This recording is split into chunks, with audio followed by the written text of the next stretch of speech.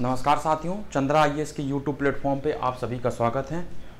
सपनों की उड़ान वाली क्लास में आज हम बात करेंगे नागरिकता, जो हमारे संविधान के भाग 2 अनुच्छेद 5 से 11 के बीच में बताया गया है।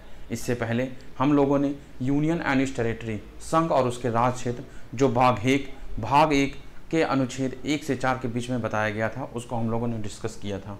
उसमें हमने पढ़ा था कि स्टेट के 4 अंग होते हैं।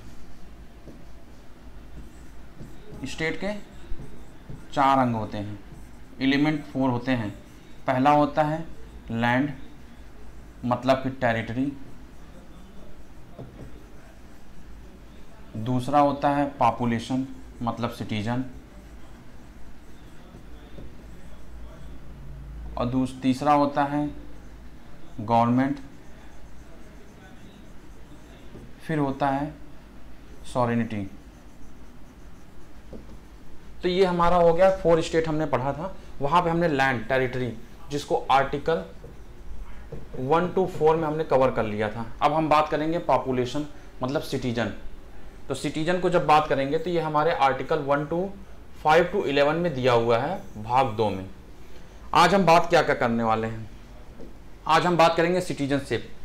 26 जनवरी 1950 से पहले और 26 जनवरी 1950 तक सिटीजनशिप जब दिया गया था, तो आज हम बात करेंगे सिटीजनशिप में 26 जनवरी 1950 तक भारत में रह रहे लोगों को, कौन से लोगों को नागरिकता दी जाएगी, कौन से लोगों को नागरिकता नहीं दी जाएगी। इसका बात किया गया है 26 जनवरी 1950 के पार्ट 2 और आर्टिकल 5 और 11 में। और फिर हम बात करेंगे अपने नेक्स्ट सेशन में आर्टिकल 26 जनवरी 1950 के बाद। 26 जनवरी 1950 के बाद सिटीजनशिप एक्ट 1955 क्या है और सिटीजनशिप एक्ट 2019 क्या है, इनके बारे में हम लोग डिस्कस करेंगे। तो आज का हमारा टॉपिक है बिफोर 26 जनवरी 1950, मतलब कमेंसमेंट ऑफ द कॉन्स्टिट्यूशन से पहले। बट इन सबको समझने से पहले हमें उनके इतिहास को समझना होगा। 26 जनवरी 1950, 15 अगस्त 1947। जैसा कि आप लोगों को पता है कि 15 अगस्त 1947 को हमारा भारत आज़ाद हुआ। बट इसी दिन हमारा पार्टीशन भी हो जाता है इंडिया और पाकिस्तान में। 15 अगस्त 1947 को हमारा भारत आज़ाद होता है, बट उसके बाद उसी दिन हमारा भारत के 2 टुकड़े हो जाते हैं, एक पाकिस्तान और एक इंडिया। इधर बांग्लादेश, मतलब ईस्ट पाकिस्तान बन जाता है। तो लार्ज स्केल पे माइग्रेशन स्टार्ट हो जाता है। इंडिया के लोग पाकिस्तान जाते हैं और पाकिस्तान के लोग इंडिया आना जाना चालू कर देते हैं माइग्रेशन। और ये लगभग 1 साल तक रहता है। तो 19 जुलाई 1948 परमिट सिस्टम लेके आ जाता है, क्योंकि उससे पहले 19 जुलाई 1948 से पहले कोई भी 19 जुलाई 1948 से पहले कोई भी रोक टोक नहीं थी। इंडिया का आदमी पाकिस्तान चला जाता था और पाकिस्तान का आदमी इंडिया चला आता था बिना किसी रोकथाम के। बट जब लार्ज स्केल पे मारकाट स्टार्ट हो गई, उसके बाद 19 जुलाई 1948 को सरकार सोचती है कि भैया इस तरह तो पॉपुलेशन बढ़ती चली जाएगी। इस वजह से परमिट सिस्टम लगाते हैं कि अगर इंडिया से आ रहा कोई भी आदमी पाकिस्तान आना चाहता है तो उसको इंडिया सरकार से परमिट लेना पड़ेगा कि मैं पाकिस्तान जा रहा हूं, और पाकिस्तान का कोई व्यक्ति अगर इंडिया आना चाहता है तो उसे परमिट लेना पड़ेगा। ये तो रही हमारी बात। अब हम बात करेंगे कि सिटीजनशिप हमारे पार्ट 2 के कॉन्स्टिट्यूशन में आर्टिकल 5 से 11 के बीच में डिस्कस किया गया है। तो टोटल आर्टिकल इसमें है 7। टोटल आर्टिकल हैं 7, 5, 6, 7, 8, 9, 10, 11।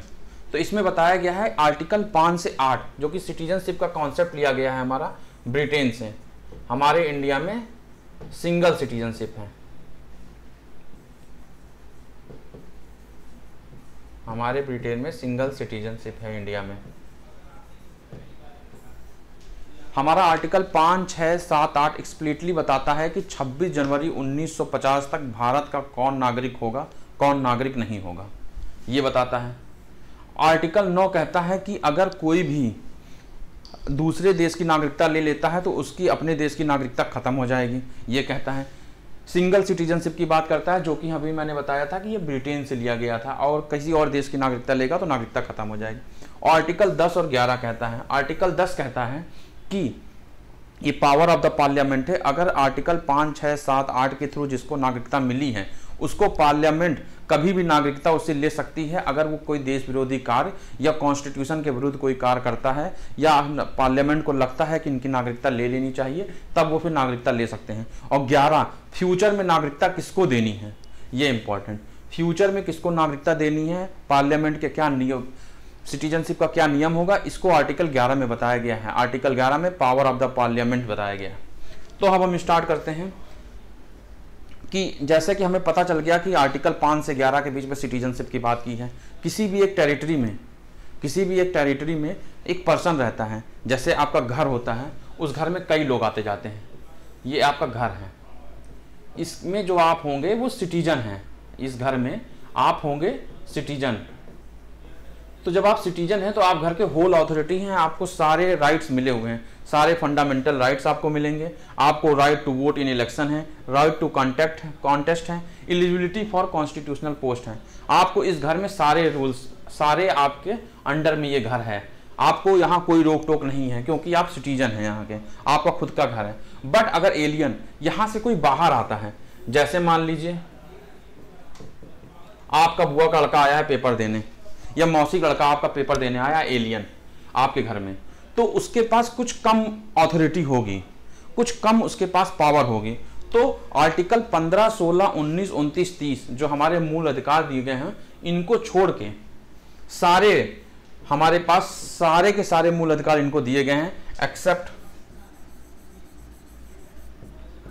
15, 16, 19, 29, 30।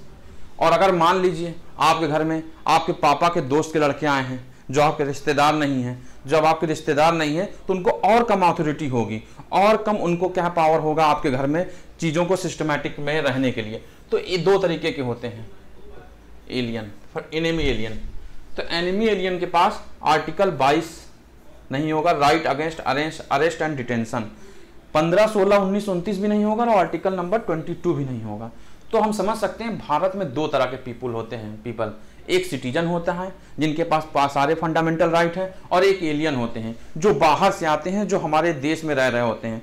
एक फ्रेंडली एलियन होते हैं, जैसे यूएसए हो गया, रसिया हो गया, इजराइल हो गया। यहाँ के लोग हमारे देश में आएंगे तो इनको सारा अधिकार दिया जाएगा एक्सेप्ट फंडामेंटल राइट 15, 16, 19, 29, 30। और इस आर्टिकल के बारे में 15, 16, 19, 29, 30 का जब मैं फंडामेंटल राइट बताऊंगा तब मैं उनके बारे में बताऊंगा। अभी आप इसको याद कर लीजिए, 15, 16, 19, 29, 30 फंडामेंटल राइट जो एक्सक्लूसिवली सिटीजन ऑफ इंडिया को मिलता है।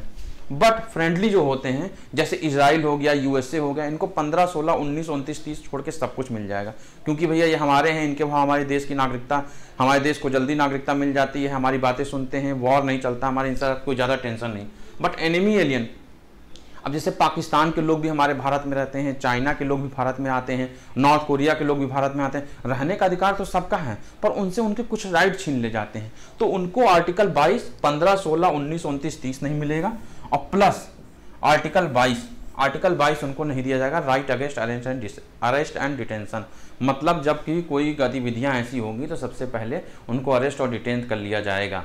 इस चीज़ को समझते हैं। तो हमने समझ लिया कि दो तरह के पीपल होते हैं, एक सिटीजन होते हैं, एक एलियन होते हैं। सिटीजन को फंडामेंटल राइट मूल अधिकार में कौन कौन से एक्सप्लिसिटली मिले हुए हैं, 15, 16, 19, 29, 30, और right to vote in election, right to contest and eligibility for constitutional post. मतलब president, prime minister, chief minister, इन सब की पोस्ट के लिए कॉन्स्टिट्यूशनल पोस्ट मिलेगा।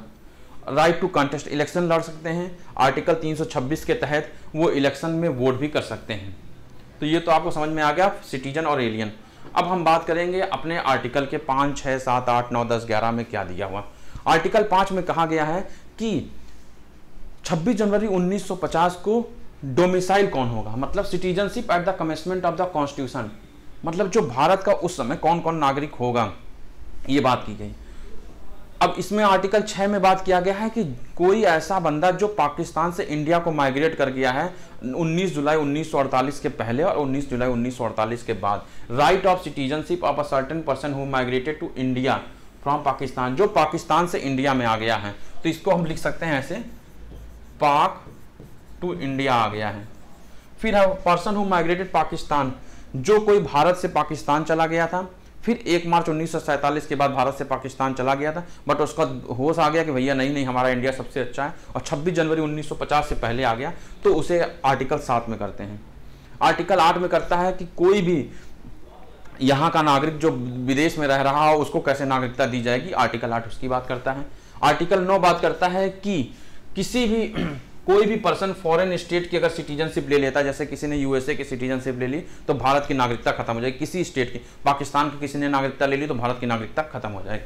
आर्टिकल 10 कहता है कि उनका जो नागरिकता है वो कंटिन्यू रहेगी, ये पार्लियामेंट के ऊपर है कि उनकी नागरिकता कंटिन्यू रहेगी जब तक वो किसी भी गैर विरोधी देश विरोधी कार्य में सम्मिलित नहीं होते हैं तब तक। और आर्टिकल 11 कहता है parliament to regulate the right of the citizenship by the law, अगर फ्यूचर में किसी को सिटीजनशिप देनी है तो किस तरह से उसे सिटीजनशिप दे सकते हैं और किस तरह से उसकी सिटीजनशिप ले सकते हैं, ये आर्टिकल नंबर 11 में कहा गया है। तो अब हम इसको ब्रीफली एक एक आर्टिकल को अच्छे से समझते हैं। Article 5 should have domicile in India. Domicile का मतलब क्या है? डोमिसाइल का मतलब होता है निवास।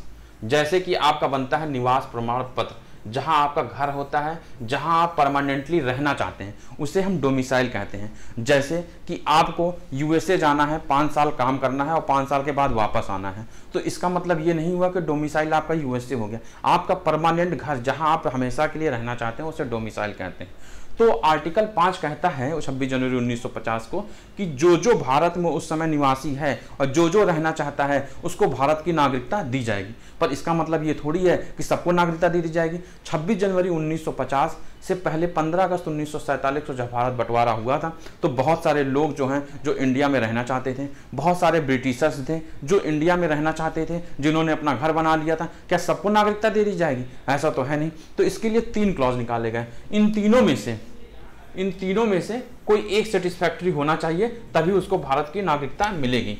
चाहे वो भारत में पैदा होना चाहिए, he is born in India, अगर किसी को नागरिकता चाहिए तो उसको भारत में जन्म लेना होगा। Any of his parents born in India, अगर उसने नहीं जन्म लिया तो उसके माता पिता अनडिवाइडेड इंडिया में के होने चाहिए।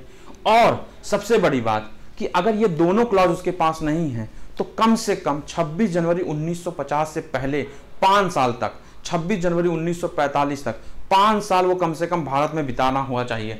तो मतलब यह है कि 5 साल तक उसको भारत में रहना चाहिए। तो ये 3 क्लॉज में से किसी एक क्लॉज की पूर्ति होती है तो उसको नागरिकता दे दी जाएगी।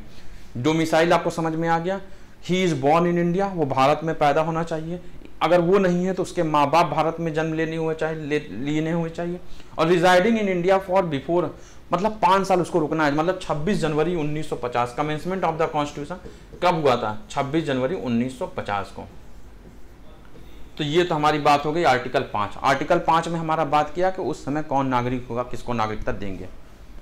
फिर हम बात करते हैं आर्टिकल 6 में। आर्टिकल 6 में कहा गया people who migrated to India from Pakistan. अब उनको लगा भैया कि क्या कहते हैं कि इंडिया चलते हैं, पाकिस्तान में तो बहुत बेकार चीज़ें हैं। तो 19 जुलाई 1948 से पहले कुछ लोग आए और 19 जुलाई 1948 के बाद आए। 19 जुलाई 1948 इसलिए इंपॉर्टेंट है कि इस दिन परमिट सिस्टम लाया गया था। परमिट सिस्टम से पहले इंडिया का आदमी पाकिस्तान और पाकिस्तान का आदमी इंडिया आराम से चला जाता था बिना किसी से पूछे जांचे। तो फ्री था, कहीं भी कोई आ जा रहा था, किसी को रोकथाम नहीं थी, किसी को नागरिकता नहीं देनी थी। तो 19 जुलाई 1948 को दोनों गवर्नमेंट ने बैठ के ये डिसाइड किया कि हम लोग अपने अपने देश में अगर नागरिक कहीं जाएंगे तो उनको परमिशन लेके जानी पड़ेगी। पर दोनों के लिए बिफोर और आफ्टर, इन दोनों के लिए एक सेम कंडीशन बनाई गई कि एदर पेरेंट्स, या तो उस लड़के के बाप या तो दादा दादी इंडिया में अनडिवाइडेड इंडिया में पैदा होने चाहिए, या ही should have resided India since the date of his migration, या तो माइग्रेशन के बाद वो इंडिया में ही रुके हों। तब तो 1948 से पहले जो आएंगे उनको नागरिकता दी जाएगी। और 19 जुलाई 1948 के बाद जो आ रहे हैं उनको 6 महीना भारत में रुकना होगा, उसके बाद वो रजिस्ट्रेशन कर सकते हैं, फिर भारत की नागरिकता उनको दी जाएगी। तो मतलब ये है कि आर्टिकल 6 ये कहता है कि 19 जुलाई 1948 से पहले जो भारत आए और 19 जुलाई 1948 के बाद जो भारत आए उनको नागरिकता कैसे दी जाएगी, पाकिस्तान से आए हुए लोगों को। तो आर्टिकल 5 और आर्टिकल 6 आपको समझ में आ गया होगा। आर्टिकल 7 की बात करते हैं। ये बात करता है कि जैसे 15 अगस्त 1947 को भारत आज़ाद हुआ, आपको पता है। उससे पहले ही लोगों को लग गया 1 मार्च 1947 को, इससे पहले ही पता चल गया भारत से पाकिस्तान अलग होने वाला है। तो लोगों ने सोचा कि चलो ठीक है भैया हम पाकिस्तान चलते हैं। तो 1 मार्च 1947 के बाद इंडिया से पाकिस्तान लोग चले गए। जब वहां गए तो वहां तो भैया बहुत ज्यादा करप्शन था, लात जूता चल रहा था, धर्म के नाम पे लड़ाइयां चल रही थी, भारत में शांति का माहौल था। उनको लगा अपना घर सबसे अच्छा है, इस वजह से वो वहां से पाकिस्तान से फिर इंडिया चले आते हैं। पाकिस्तान से जब इंडिया आते हैं बिफोर 26 जनवरी 1950, तो उनको नागरिकता दे दी जाती है। फिर उनको नागरिकता दी जाती है और कहा जाता है कि अगर आप आए हैं तो 6 महीने भारत में रुकिए और रजिस्ट्रेशन कराइए, तब आपको नागरिकता दे दी जाएगी। तो आर्टिकल 5 कहता है कि 26 जनवरी 1950 के समय भारत में कौन था, उनको नागरिकता कैसे दी जाएगी।